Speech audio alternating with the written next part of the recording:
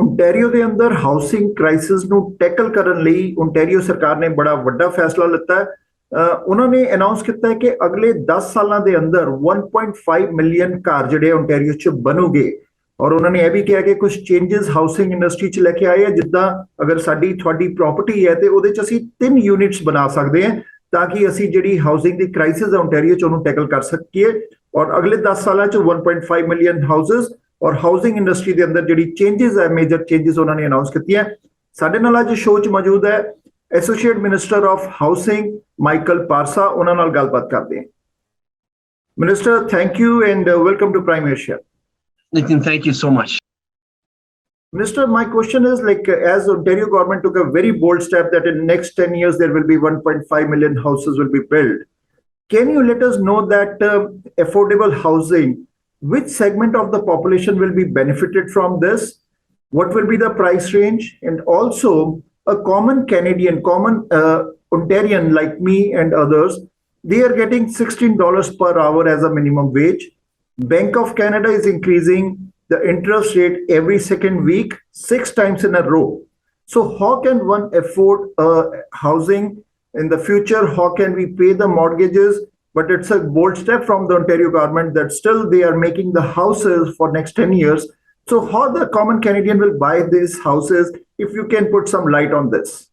It's actually a very good question. And when you think of cost of living for Ontarians, we have looked at every opportunity to make sure that we bring costs down for Ontarians.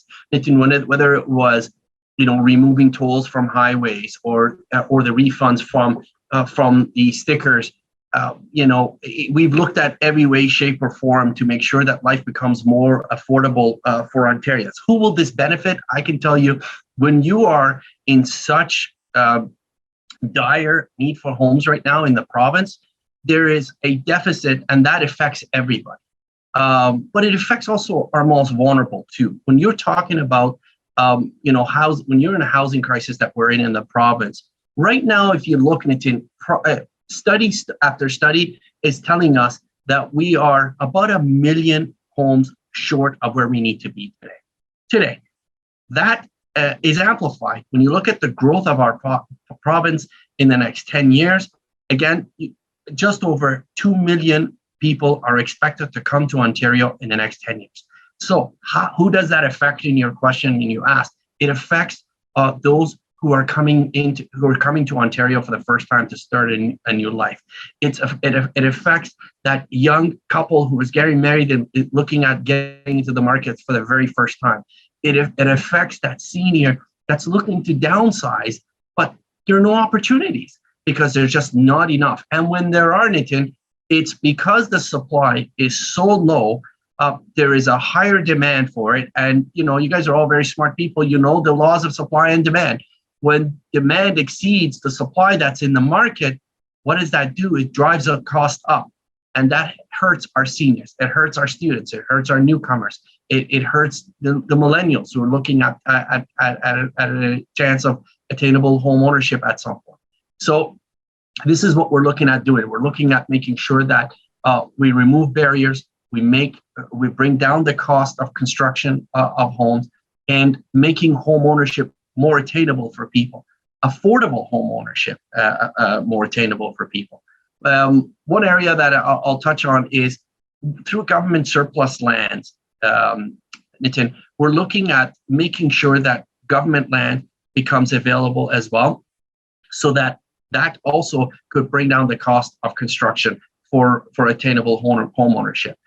We're looking at ways for people to going from rent to own options.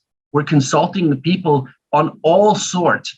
When we said we're taking a bold action, Nitin, that's what it involves. It involves looking and literally at every option and putting everything on the table and saying what's going to get us out of this crisis. This is ever since I became the Associate Minister of Housing, when the Premier appointed me to this job, we hit the ground running. In Ontario, we've talked about this again and again. We are facing a lot of challenges when it comes to housing. In fact, in Ontario, we're in a housing crisis. And when I talk about housing, I mean the entire continuum.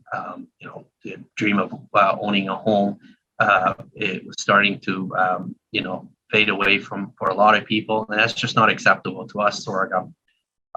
We have a very ambitious goal. We talked to Ontarians in the last election in June, where we made a commitment to the people that we will be building 1.5 million homes in the next 10 years to meet the demand.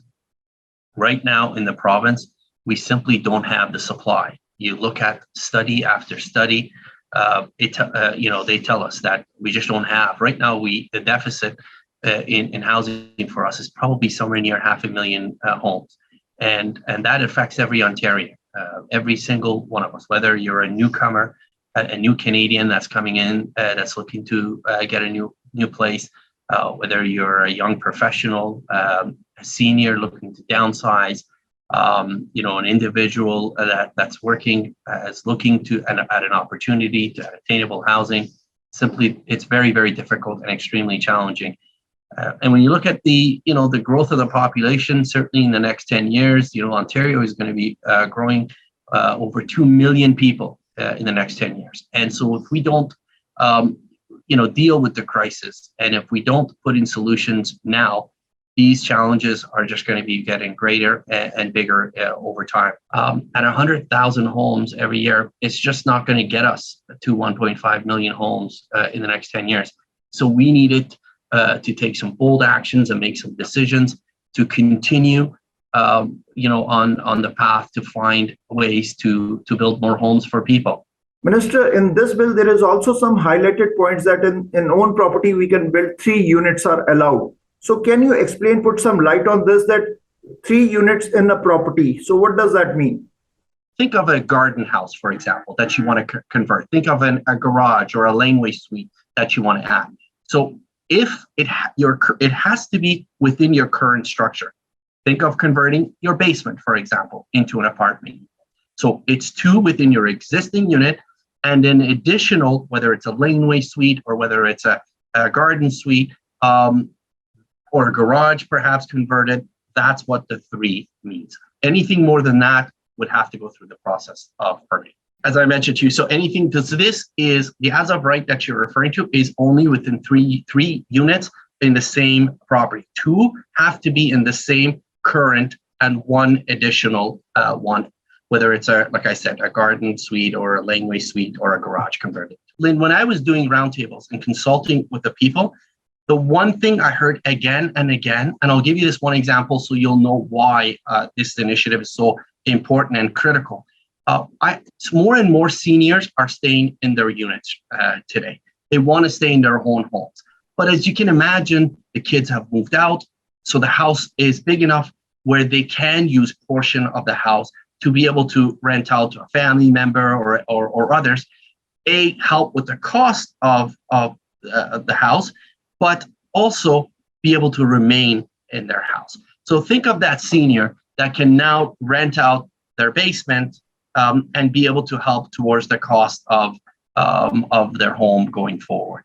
That's what this is helped. As of right, this is where it would help. Thank you, Minister. Thank you very much.